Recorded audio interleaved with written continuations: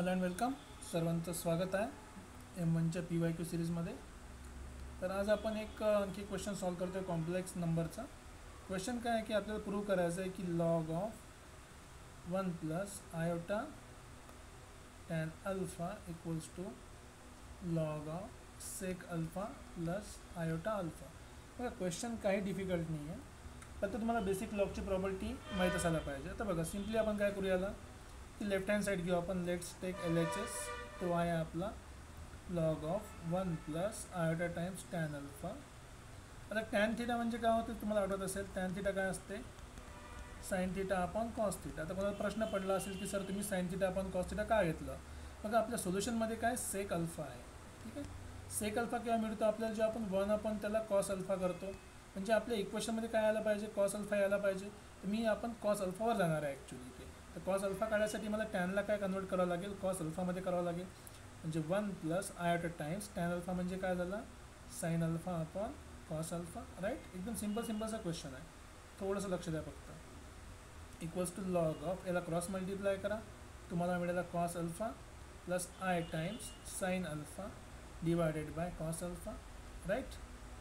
आता बघा, जर तुम्हाला आठवत असेल की हे जे आपला फॉर्म्युला आहे, युलर्स थेरम काय म्हणते, Euler's formula cos alpha plus i times sine alpha जो आहे तो e to the power i alpha असतो. तर मी इथं काय करू शकतो, ही जी न्यूमरेटरची आहे ती e to the power i alpha लिहितो. ठीक आहे, आणि हा जो कॉस अल्फा आहे ते खाली. तर 1 अपॉन कॉस अल्फा काय असतो, तो असतो सेक अल्फा. तर याला मी कन्वर्ट करणार आहे आता याच्यामध्ये की log of e to the power i alpha into sec alpha. Right.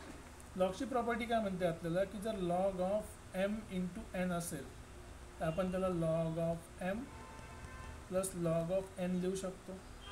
इथे पण आपण तेच करणार की हा पहिला टर्म आहे, हा दुसरा टर्म आहे, किंवा वाइस वर्सा करा. की पहिली टर्म काय झाली, लॉग ऑफ सेक अल्फा झालं, आणि दुसरी टर्म काय झाली, plus log of e to the power i alpha.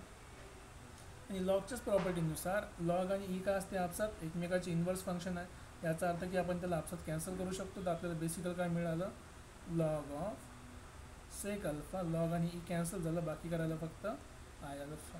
आणि हेच आपलं काय RHS आहे. बघा एकदा हेच आपल्याला प्रूव्ह करायचं होतं की log of sec alpha plus i times alpha.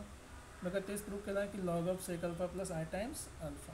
अशा प्रकारे आपण हा क्वेश्चन पण इझिली प्रूव्ह केलेला आहे. बघा तुम्हाला जर कॉम्प्लेक्स नंबरचे बेसिक जरी माहीत असतील ना, तुम्ही 90% क्वेश्चन कॉम्प्लेक्स नंबरच्या बेसिकनी इझिली सॉल्व करू शकता, काही डिफिकल्टी नाही. आणि काही डाऊट असेल तर तुम्ही कमेंट सेक्शनमध्ये लिहू शकता. डिटेलमध्ये शिकायचं असेल तुम्ही मला क्लासमध्ये अप्रोच करू शकता, मी तुम्हाला डिटेलमध्ये पण सांगणार. Right.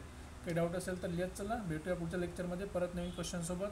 Till then take care, bye bye.